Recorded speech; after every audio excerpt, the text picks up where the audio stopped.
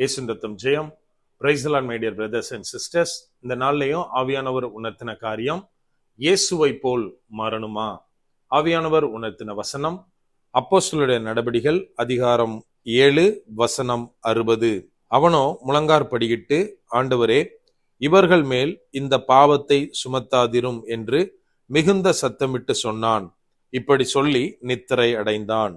And he kneeled down and cried with a loud voice, Lord, lay not this sin to their charge. And when he had said this, he fell asleep.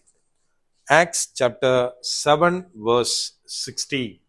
என கண்மானவர்களே, இந்த இடத்திலே என்ன வாசிக்கிறோம் அப்படின்னா, ஸ்தேவானை குறித்து அவர் என்ன சொல்றார் அப்படின்னா, ஆண்டவரே, இந்த பாவம் இவர்கள் மேல் சேரக்கூடாது, இவர்கள் மேல் சுமத்தாதிரும் என்று சத்தமிட்டு சொல்லி அழுது அப்படியே நித்திரை அடைந்தான் என்று எழுதப்பட்டுள்ளது. நாம் நம்முடைய வாழ்க்கையில் சில பாடுகளின் வழியிலே நடந்து கொண்டிருக்கும் போதும் இயேசுவை போல் மாறணுமா? நம்ம கொஞ்சம் யோசித்து பார்க்கணும். இன்னைக்கு கிறிஸ்தவர்கள் எல்லார்கிட்டையும் யார்கிட்ட வேணா நம்ம கேட்டா இயேசுவை போல மாறணுமா அப்படின்னா ஒரே ஒரு பதில் தான் வரும், ஆமா பிரதர், எனக்கு இயேசுவை போல மாறணும், இயேசுவை போல பிதாவுடைய சித்தத்தை நான் செய்யணும், இயேசுவை போல பிதாவுக்கு எல்லா நேரத்திலும் எல்லா காரியத்திலும் கீழ்ப்படிந்திருக்கணும் அப்படின்னு சொல்லுவாங்க. இன்னும் சொல்ல போனா, இயேசுவை போல் நான் ஊழியம் பண்ணணும், இயேசுவை போல் அதிகாரமாய் போதிக்கணும், இயேசுவை போல் அற்புதம் செய்யணும், இயேசு செய்ததை போல சுகம் கொடுக்கணும், இன்னும் அநேக காரியங்களை குறிப்பிடுவார்கள். ஆனால் அவங்க மத்தியில ஒரே ஒரு கேள்வியை கேட்கணும், இயேசுவை போல் பாடுகள் பட முடியுமா அப்படின்னு கேட்டா எல்லாருக்குமே ஒரு கொஸ்டின் மார்க் தான். இயேசுவை போல் பிறரை மன்னிக்க முடியுமா அப்படின்னு கேட்டா கொஞ்சம் கஷ்டம்தான் அப்படின்னு அநேகர் நினைப்போம். என கண்மானவர்களே, இந்த இடத்துல ஸ்தேவானை குறித்து பார்க்கிறோம். அவர் என்ன பண்றாருன்னா, ஜனங்கள் மத்தியிலே அற்புத அடையாளங்களை செய்கிறார். இந்த அதிகாரம் சொல்லுது, ஒரு பெரிய பிரசங்கத்தை நடத்துறாரு. அங்கே அவர் ஆலோசனை சங்கத்தில் யார் முன்னாட்டில நிக்கிறாரோ அவங்க மத்தியில ஆபிரகாம்ல தொடங்கி இயேசு கிறிஸ்து வரைக்கும் தேவன் எவ்விதமாய் ஜனங்களை நடத்துகிறார், ஆனால் ஜனங்கள் எவ்வாறு தேவனுக்கு விரோதமாய் இயேசு கிறிஸ்துவை கொலை செய்தார்கள், அது முதற்கொண்டு அவங்க மத்தியில கொண்டு வர்றாரு.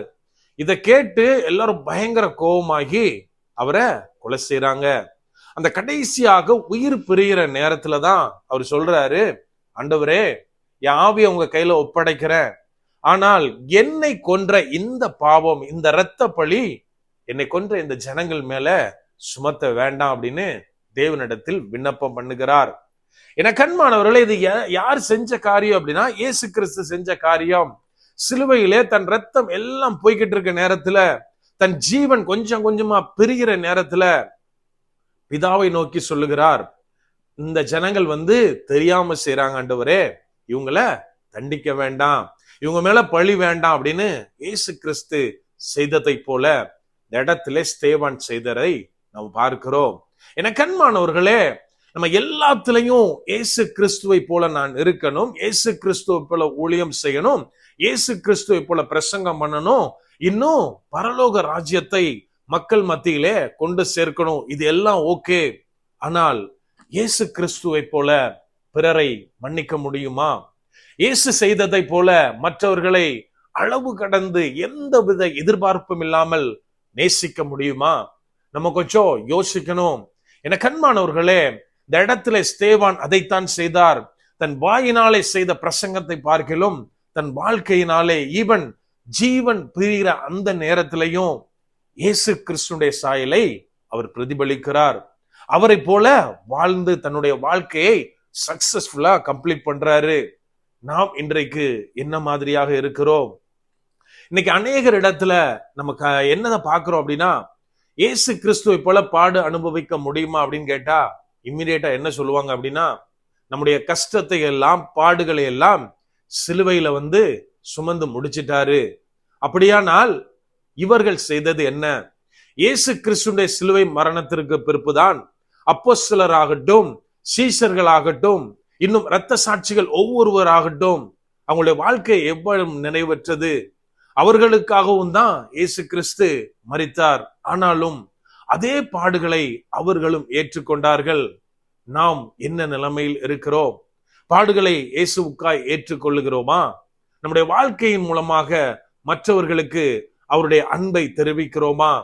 நாம் எப்போ இயேசு கிறிஸ்துவை போல பிறரை மன்னிக்கிறோமோ, இயேசு கிறிஸ்துவை போல பிறரை ஏற்றுக்கொள்ளுகிறோமோ, இயேசு கிறிஸ்துவை போல மற்றவர்களை அன்பு செய்கிறோமோ, அப்போது மாத்திரமே நான் சொல்ல முடியும், இயேசுவை போல் நான் மாறிக்கொண்டு இருக்கிறேன் அப்படின்னு. அப்படியே கண்களை மூடுவோமா? அன்பான ஆண்டவரே, இந்த நேரத்திலே அப்பா உம்மை நோக்கி பார்க்கிறோம். ஆவியானவர், நீர் எங்களோடு இருக்கிறீர், அதற்காக நன்றி செலுத்துகிறோம். அப்பா, நீர் உமது சாயலாக எங்களை படைத்தீர் தகப்பனே. ஆனாலும் அநேக நேரத்துல உமது சாயலாய் நாங்கள் நடந்து கொள்வது கிடையாது. உமது அன்பை பிரதிபலிக்காம நாங்க அநேக நேரத்துல நடக்கிறோம் தகப்பனே. ஆவியானவரே, இந்த குணங்கள் எங்களிலிருந்து மாற நீங்க எங்களுக்கு உதவி செய்யுங்க. எவ்வாறு இயேசு கிறிஸ்து ஜனங்களை நேசித்தாரோ, அவர்களை மன்னித்து ஏற்றுக்கொண்டாரோ, அதை போல நாங்கள் இருக்க ஆவியானவரே நீர் எங்களுக்கு உதவி செய்யுங்க. எங்கள் பலவீனங்களிலே உமது பலன் எங்களை தாங்கட்டும் தகப்பனே. முற்றிலுமா எங்களை தாழ்த்தி ஒப்பு கொடுக்கிறோம். பலப்படுத்தி ஆசீர்வதிங்க. மீட்பர் இயேசுவின் மூலம் ஜெபிக்கிறோம். ஜெபம் கேளும் எங்கள் நல்ல பிதாவே. ஆமென். God bless.